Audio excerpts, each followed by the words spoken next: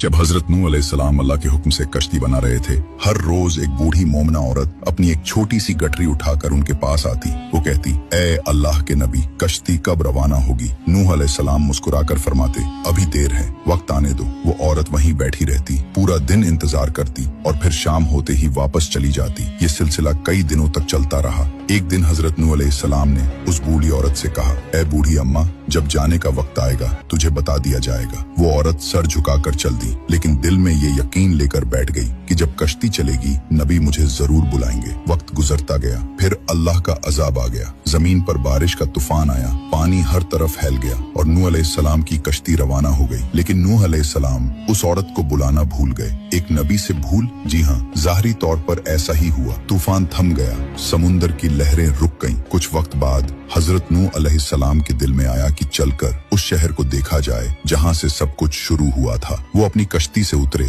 और शहर की तरफ चले। जब शहर पहुँचे तो देखा हर तरफ वीरानी थी, तबाही थी, मगर एक कोने में एक झोपड़ी से रोशनी आ रही थी। एक दिया जल रहा था। नूह अलैहिस्सलाम हैरान हुए, इतना बड़ा तूफान आया, सब कुछ डूब गया, लेकिन ये दिया कैसे जल रहा है? उन्होंने जोर से अल्लाहू अकबर की तकबीर लगाई। झोपड़ी का पर्दा उठा। वही बूढ़ी औरत गठरी उठाए बाहर आई और बड़ी मासूमियत से बोली, या नबी अल्लाह, क्या कश्ती अब तैयार है? चलें। नूह अलैहिस्सलाम की आंखें हैरत से फैल गईं। उन्होंने कहा, ए बूढ़ी अम्मा, तुझे कुछ भी पता नहीं चला? बूढ़ी औरत ने सादा दिली से जवाब दिया, क्या नहीं पता चला या नबी अल्लाह? नूह अलैहिस्सलाम बोले, इतना बड़ा तूफान आया, दुनिया डूब गई, बारिशें बरसी, लोगों पर अजाब आ गया और तुझे कुछ खबर नहीं? वो औरत बड़ी सादगी से बोली, या नबी अल्लाह, एक दिन बादल कुछ गरजे थे और हल्की सी फुहार पड़ी थी बस। नूह अलैहिस्सलाम ने आसमान की तरफ देखा और कहा, ए मेरे रब, ये क्या माजरा है? तब अल्लाह ताला ने हजरत नूह अलैहिस्सलाम पर वही नाजिल फरमाई,